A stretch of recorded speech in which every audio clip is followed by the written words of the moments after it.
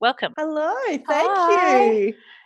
Hello, and I almost got through that without any errors, but not quite. So You're clearly, great. You got my I need some practice. surname right. So. You're doing so well. Thank you for coming on as our guests today. This is a bit weird, isn't it? It's so great, though. It's so fun. It's very strange being on this side of it. I know, it's so good.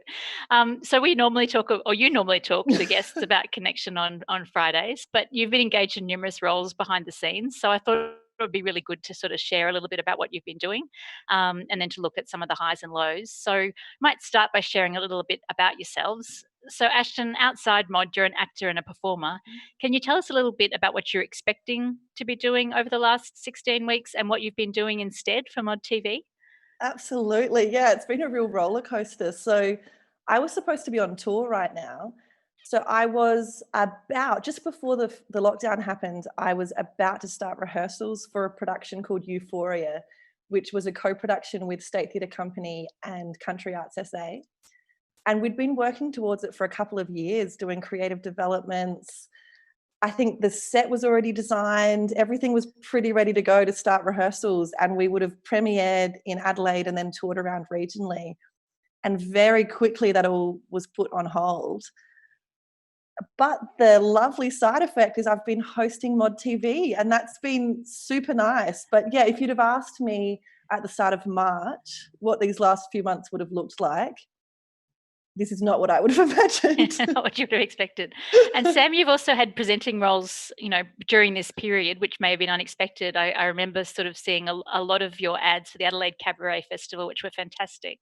Can you tell us a little bit about how your background in performing has prepared you to do the hosting here for Mod TV? Yeah, I was looking forward to seeing Euphoria as well, Ashton. Thanks, so Sam. I'm following that and can't wait till that hits the stage. I think I have a good short-term memory for getting scripts into my head and then throwing them away and getting another script in the next day. So that's, I think, helped. We've had like a really wide variety of people that we've interviewed, and that's been really fun. To have all those different faces every day to have chats with. So yeah, I guess just being able to flip between subjects and people. I did have to make sure I didn't get my cabaret makeup mixed up with my Mod TV makeup though, so that was a little bit tricky. Yeah, no, that was very nicely done. And Lee, you've probably had one of the most multitasking roles in the background of Mod TV and Life Interrupted. Can you give us a quick rundown about what you've been doing over this period? I had to make a list. So when the gallery first closed due to COVID, one of the first tasks I took on was looking at our social media analytics and reporting, and completely outed myself as a numbers nerd. Then I moved on to coordinating and curating the Within Arm's Length Instagram exhibit. And I've done a lot of work on Mod's social media as well. So I've been posting and chatting with people across the LinkedIn, Instagram, Facebook, Twitter. So I've probably spoken to somebody out there at one time or another. I hope I've done Mod proud. And with Mod TV, I've been a chat moderator, day producer, and a host, which I have never done before, which was very intimidating with Ashton and Sam in the beginning because they're so experienced. But yeah, of course, they're wonderful. So it was easy eventually. You've been great. You're a natural. Thanks. What do you think's been the most interesting thing that you've done over the period of Mod TV? What's been the highlight, if you like? Oh my gosh. For Life Interrupted, Within Arm's Length for me was the most interesting because it was highly creative and brand new for Mod. So that was a Instagram only exhibit where we reached out to the public to get them to connect with us and what they're doing to harness connection during lockdown. So that was definitely the most interesting for me. Yeah, that was great because we learnt a lot not having really done Instagram only exhibit pieces before and mostly just using that platform as a marketing platform. So yeah, really nice to kind of experiment. What about you, Ashton? It's tricky because I think I've done that classic thing where we've interviewed so many interesting people that after every interview, I'm like, oh, that was the most interesting one. We've just been able to cover such a cross-section of expertise and research and art that I think that's been probably the most interesting thing for me is getting to have those in-depth conversations, because when the gallery's open and we're working in the gallery, we're definitely interacting with the work. But this was quite a different way of doing that, where you get to ask the creators of the work all the things you've been wanting to ask. And that's been fantastic to hear it straight from them. I've really enjoyed that. Do you have any favourite interviews that sort of stand out for you, Ashton? Oh, so many, but I think the two that really stand out and that I keep thinking about ever since, I did a really great interview with our moderator, Jacob, where we interviewed Girls Rock Adelaide and the team from there. And I was just so inspired afterwards. The way they talk about empowering young girls and female identifying people who are keen to learn how to become musicians was so cool and so exciting. And I've been thinking about that a lot since. And then the other one that really stood out was, again, with Jacob, we interviewed Tila Reid and Min Dutton, who run Blackfella Book Club, which I really recommend checking out that Instagram. Just this week, I ordered a couple of books that they recommended. And the two of them are so accomplished as individuals that with their powers combined, it's pretty formidable. So both of those interviews, I felt very privileged just to get to hear awesome people talking about the awesome things they're doing. Yeah, that interview particularly I found really inspiring with Blackfella Book Club, and did the same thing, bought a heap of books, and in some way that also inspired the project that we were doing called Lila Recommendations that Natalie and Kia on the team were leading, which is really about positioning Aboriginal and voices of people from colour as the front, and sort of making sure that people were getting access to that if they weren't coming across it, which has been really, really fun, I think, to think about things that we've recently explored. Sam, what have you particularly enjoyed working on across the exhibition and Mod TV? Oh, I think I guess just like as an umbrella statement, I've really enjoyed how everyone, like the whole team, the kind of full-time office team and the casual kind of floor staff, we all came together in a really kind of productive and positive collaborative way, and to kind of work out what we were going to do for this period, and we didn't know how long it was going to last at the beginning. And yeah, that was a really nice experience, and the ship was very well steered by yourself, Kristin, so thank you for that too. And it definitely needed someone to kind of spark that energy amongst the staff and get us moving that way. It was great. Yeah, I mean, that's been really special for me as well, I think, partly because we're just doing so many things that we've never done before, and that we've retained majority of people doing interesting work, which has been really, really great. I'm really proud that we've been able to do that. But I just keep thinking about all those new things that we've done. Like Lee said, not been a host on anything before, and now you're going live, at least 2 or 3 times a week. And the Instagram exhibit pieces that we were talking about, and getting to talk to people that we might not otherwise talk to, like Girls Rock or like Blackfella Book Club, has been, just really, really interesting. Do you have a memorable moment, Sam? Something that sticks in your head? Yeah, I'm trying to think. I really loved the special event we had, Dear 2020, where there were some writers were commissioned to create some letters to themselves about this time. And yes, like I remember Audrey Mason Hyde and Kelly Vincent Hen, also a moderator at Mod, and so yeah, amongst others, those artworks were great, and it was really nice seeing a writer read their work on screen. Yeah, that was really interesting. And I really liked the interview with Corey Tut from Deadly Science. And Corey Tut was just so inspiring as a young scientist. And so yeah, I followed the Deadly Science and onto their GoFundMe page and all the great projects they're doing. But I guess thought he was great. He was just science fact after science fact. Like he had this really interesting story, but also like we could have listened to him for hours, like absolute hours. It was just so entertaining, so interesting. Yeah, he spoke so well, and it got me really interested in areas of science I didn't even know existed. Before he was having his chat with us. And I've really liked the series of interviews or of meditation sessions with John Burston. They kind of and the idea of micro meditations, which I hadn't really thought about before, that he introduced. And all the stuff around meditation. It's been a really nice series for me and really good over the last sort of 2 months, 6 weeks, 2 months that's been running. Yeah, I really like that.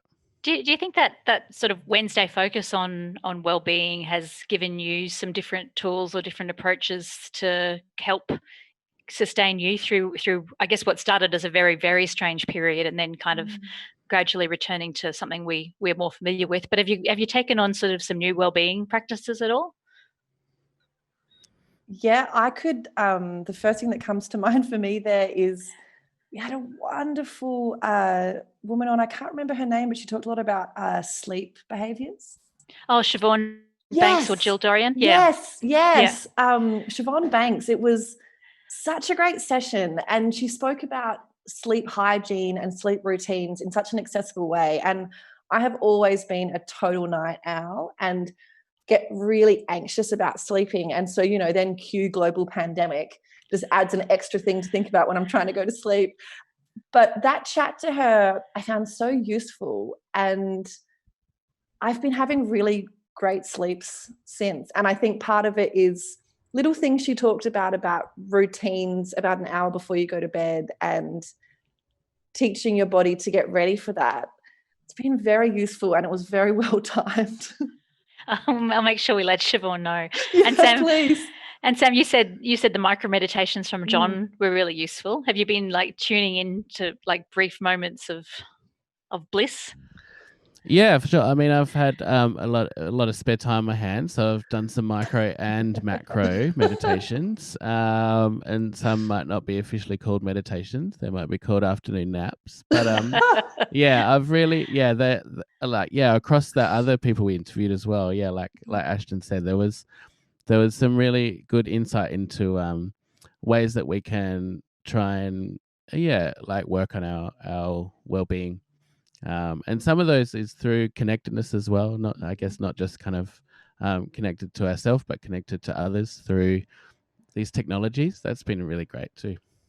Yeah, I'm so on the opposite end of the spectrum. I'm like, I don't like meditation. I don't like sitting still. It has been the worst for me to not have anything to like. I've got things to do, but it's in this, room. It's not like getting out and going and seeing people. So for me, it's been so. I should be learning how to sit in silence and stillness, and all I've learned about myself is that I hate it.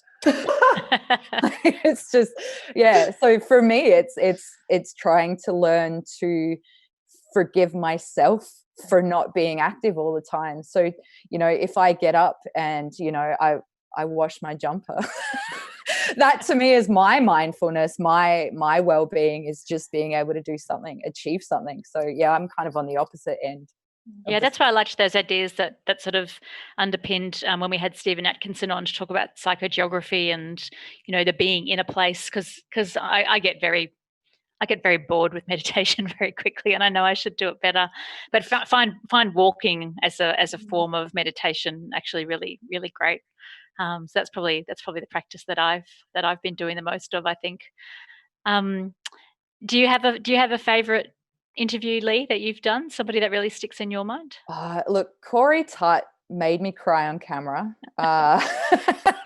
In a good way? In a good way. It was so inspiring. And by the end, I was like, someone take the wheel, because I just can't. I was like, that was great. I'm really inspired by you. I didn't want to sound like an idiot, because I'm so not used to doing that, especially with a camera in my face alone in my study. It's just surreal. But my absolute favorite was talking to Eric Sue and him throwing his Trump impression halfway through. That was a different type of crying. I was cry laughing.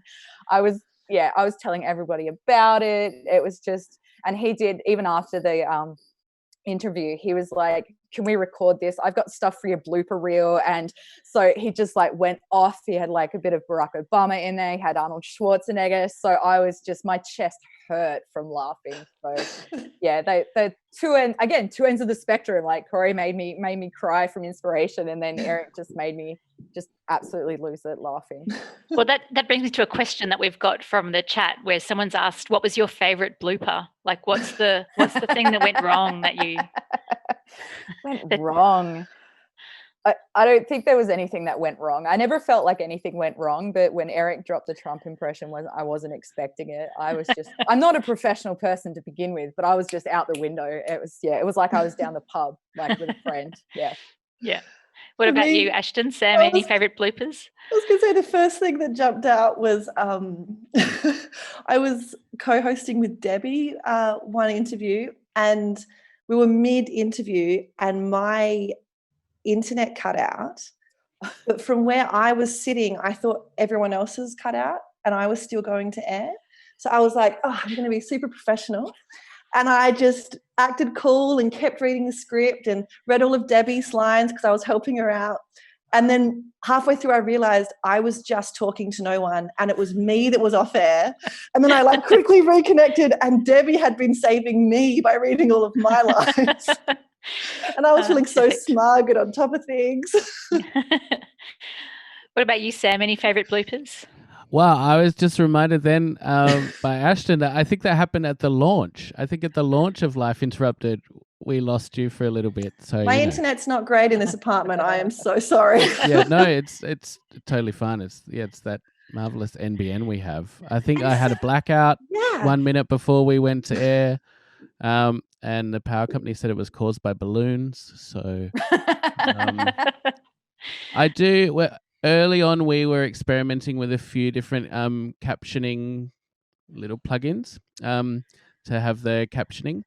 And I think one of them apparently attributed me to calling you baby during one of our shows together, Ashton, which I would never do. And so that's interesting. I think it's still on there on YouTube. Yeah, so the captioning has been fun along the way, but I think we got it pretty good now. Yeah. I think and a shout out to Jacob for being involved in launch as well, and playing music for us as part of that, while also managing behind the scenes, day producing and chat moderating and all of those other bits and pieces. I was thinking about we lost a bit of Noriko Wynn's episode where we lost vision with her and the sounds carried on it, and Ben, one of our other moderators, has done an excellent job editing that with this crazy kind of life interrupted motif in the middle while she's still talking.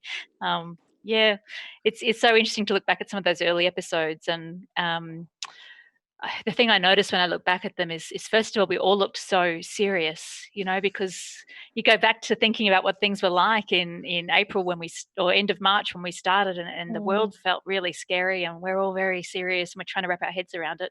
And then you've got these delightful, lovely moments like you've just talked about with Eric Lee that are, really interesting but very funny. And I think Tom Raimondo this week was similar in terms of me just losing it. At least I wasn't on camera doing that.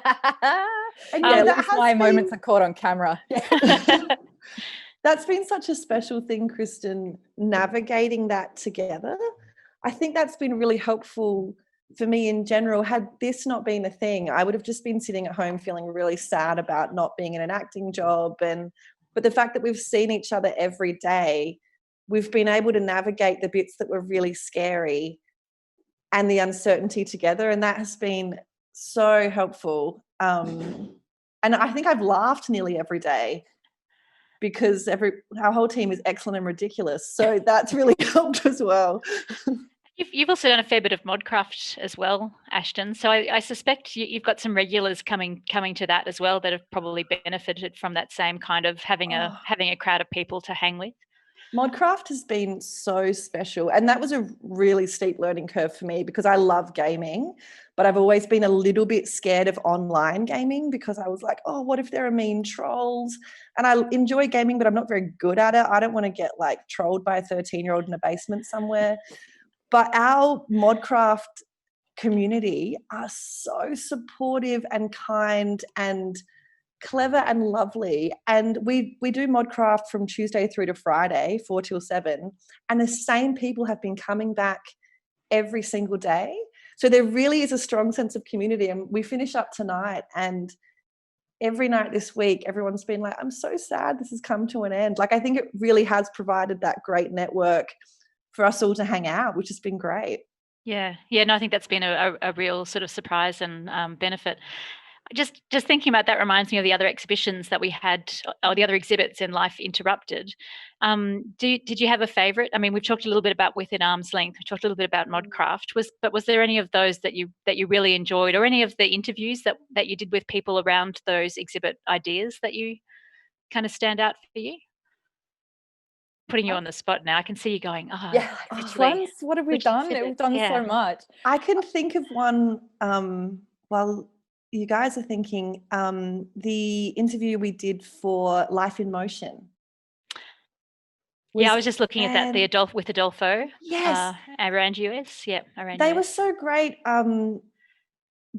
That interview covered such a range of topics, the Black Lives Matter protests, living in isolation. But the whole way through, Adolfo had such an excellent political mind, but also sense of humor, that interview was just a delight. And I felt like we could have just kept going and going and going. It was great. Yeah, I often go back and look at the video that accompanies his essay. Yeah, I find it really, and there's layers to it that I enjoy again and again and again. What about you, Sam? Yeah, I think I've really enjoyed the games in a time of Corona, kind of curated game selection, and yeah, like I don't game very much, but I have kind of jumped back into a little bit of gaming during this time and jumped onto Modcraft a bit. But also, looking at some of those other games that were curated, it's a really nice, really good list. And I was then looking at some other lists of games for this time. And then once we had the live gaming on Fridays, watching that, which we're going to a little bit later. Really enjoying just watching the team play some games. Yeah, it was really cool. And then our own RPG that was Museum Shift, which was great to watch as well on Wednesdays. Yeah, I think the kind of gaming and the idea that there can be a real sense of connectedness through online gaming. I thought big really shout out to Josh and Debbie on the RPG, and on Chilin and Laura and Willa and Pete on the games, because that Friday afternoon has been not so much the keep talking game, because I find that way too stressful. I can't watch it. But I am really looking forward to Area this afternoon, because it's just so beautiful, and I think having that to wind down the week has been great. What about you, Lee?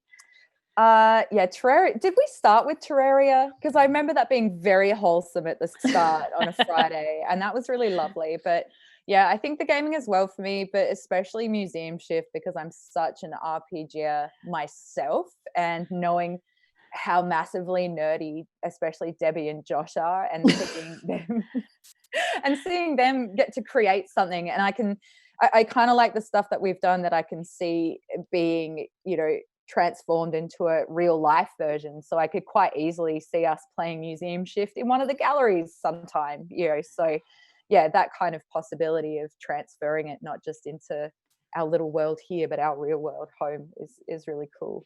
Yeah, I remember that first session where we decided we wouldn't open, and we had people rostered in for galleries, and we sat in a room and said, well, what should we do? Does anyone know how to play Minecraft? And there were about 4 people who were fanatical. And does anyone know how to do? And I was like, oh, we are so sorted. This is going to be great. This is going to be easy. I remember getting home and saying to my partner, I think I'm going to get paid to play Minecraft. Yes. And I think that's my other favorite thing is we've got professional gamers now, people who've been played to game. It's fantastic. It's really fantastic. Is there anything that you'd like to carry forward from this period into the future, either in your own personal lives or your other professional practices, or back into galleries as well? Gosh, I mean, for me, I'm finishing up my Bachelor of Communication, Media and Culture with UniSA this year. So it's been amazing to actually get to work on marketing and do the social media stuff, and realized how much I love doing that, and how much I like being the personality, putting my personality in meshing it to an organization, especially Mod. Like, Mod's such a great organization to work for, because it's already quirky. It kind of matches me a little bit. So yeah, that's going to be amazing. It looks great on the resume. So thank you, Kristin. My absolute pleasure. What about you, Sam? I think like just embracing the connectedness that with friends and family that we can have through technology. I've really kind of lent on that during this period. Been catching up with lots of people, probably more than I would normally, sort of physically in the same place, but yeah, catching up more online with lots of people, and that's been really great.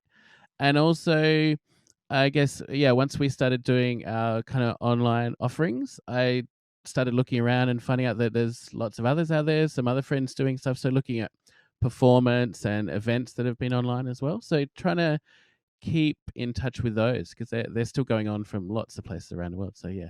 Yeah, and I got a lot out of the comic workshops that Claudia and the team had organised with Gorky and with George Rex, and I'm still making my little zines.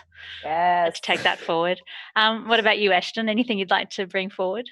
Oh, so many things. But the two things I guess are strongest for me is I feel like we've always really enjoyed working together, but I feel like in this period we've developed even deeper friendships and also working relationships, but also I've really enjoyed seeing the whole team's hidden talents.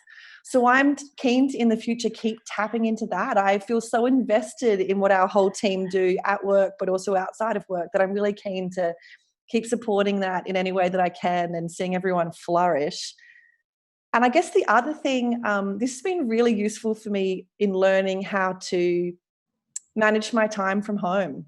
You know, there are good days and bad days, but as a working actor, you do often have those periods between jobs. And this has been really useful for me going, everything can get thrown up in the air and you can pivot in exciting ways. And I guess the resilience, but also the different ways we've had to think creatively and imaginatively. I'm really keen to stay in that space and see how I can keep applying that going forward in my personal life and also in my creative life as well.